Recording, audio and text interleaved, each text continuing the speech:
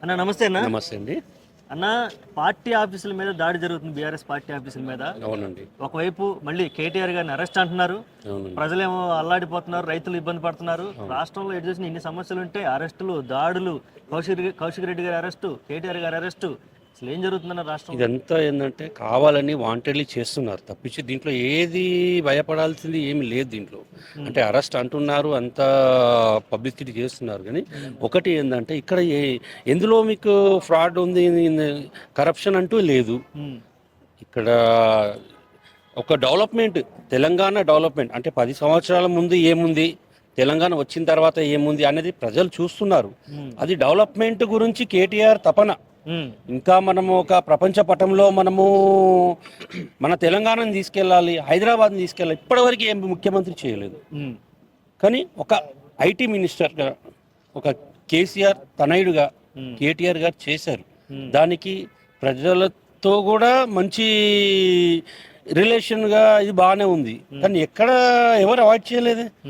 ఈ ప్రభుత్వం ఏంటంటే వాంటరీగా చేస్తుంది. ఆయన ఒకటి ఏంటంటే తెలంగాణ డెవలప్ పద్దాకా ఆయన తెలంగాణ డెవలప్మెంట్ గురించే మాట్లాడింది తప్పించి ఎక్కడ ఫ్రాడ్ చేసింది లేదు కదా. ప్రతిదీ ఈడీ కూడా ఆలోచిస్తుంది, ఏసీబీ కూడా ఆలోచిస్తుంది, కోర్టులు ఉన్నాయి, న్యాయశాస్త్రం ఉంది. ఎక్కడ ఏది జరిగినా వాళ్ళు చూసుకుంటారు. అంటే ఈ డెవలప్మెంట్ గురించి నేను చెప్పేది. ఇంకోటి ఏంటంటే కేటీఆర్ గారు ఒక విజన్ ఏంటంటే ఒక రైతుల గురించి కానివ్వండి, కళ్యాణ లక్ష్మి గురించి ఏదైతే పథకాలు పెట్టిరో ఇంతకుముందు ఆ గవర్నమెంట్, మన బీఆర్ఎస్ గవర్నమెంట్లో అన్నీ సక్రమంగా అంటే ప్రజలకి ప్రతి నెల పెన్షన్లు కానివ్వండి, ఏది ఎవ్రీథింగ్ అన్నీ కరెక్ట్ టైంకి పోయేది. ఇప్పుడు ఈ గవర్నమెంట్లో ఇంతకుముందు ఉన్న బ్యాలెన్స్ పెన్షన్సే రావట్లేదని చెప్పి ప్రజల్లో ఒక వ్యతిరేకత వస్తుంది. ఈ వ్యతిరేకతకు ఒకటి ఇంకోటి ఏంటంటే ప్లస్ పాయింట్, కనీసం ఒక గుర్తింపు, ఒక ముఖ్యమంత్రి అని గుర్తింపు ఎక్కడ పోయినా వాళ్ళకు ఎగెనెస్టే అవుతున్నారు. మొన్న చూశాను నేను ఖమ్మం పొంగులేటి శ్రీనివాసరెడ్డి గారిని. ఆయన అడుగుతున్నారు జనాలు, ఆయన కాన్షియన్స్ పబ్లిక్ ఆయన అడుగుతున్నారు. అక్కడ ఏంటంటే మీరు కాన్సన్ట్రేషను పబ్లిక్ జనాల గురించి పెట్టండి. పథకాలు 420 హామీలు ఇచ్చారు, 420 హామీలు ఇచ్చారు, 6 పథకాలు ఉన్నాయి. దాని మీద కాన్సన్ట్రేషన్ చేయండి. పబ్లిక్లో ఏమవుతుంది అది ఆలోచించండి.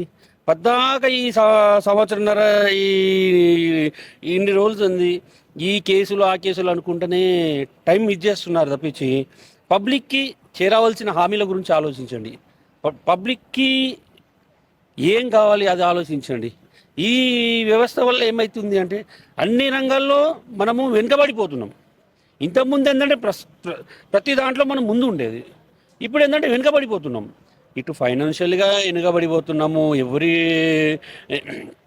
ఏది రియల్ ఎస్టేట్ పరంగా మనం ఏది లేదు. అది ఒక్కటి ఆలోచించుకొని డెవలప్మెంట్ గురించి ముఖ్యమంత్రి గారికి మేము కోరేది ఒకటే, డెవలప్మెంట్ మీద కాన్సన్ట్రేషన్ చేయండి. ఇవన్నీ కాదు, ఇవన్నీ అయితేనే ఉంటాయి. మీరు కూడా చేశారు, మీరు చేశారని చెప్పేసి కాదు. తెలంగాణ గవర్నమెంట్లో ఉన్నప్పుడు ఏంటంటే డెవలప్మెంట్ పైన కాన్సన్ట్రేషన్ చేశారు కేసీఆర్ గారు. కేటీఆర్ గారు ఐటీ పరంగా బాగానే డెవలప్ చేశారు. కేసీఆర్ గారు మన రాష్ట్ర ప్రజల గురించి, రాష్ట్రం గురించి ఆలోచించారు. అట్లా చేయండి. కానీ వేస్ట్ దాని గురించి అది ఇది అని చెప్పేసి చేయడము, గౌరవం లేకుండా మాట్లాడడం ఇవన్నీ చేయకూడదు. Okay, thank you so much.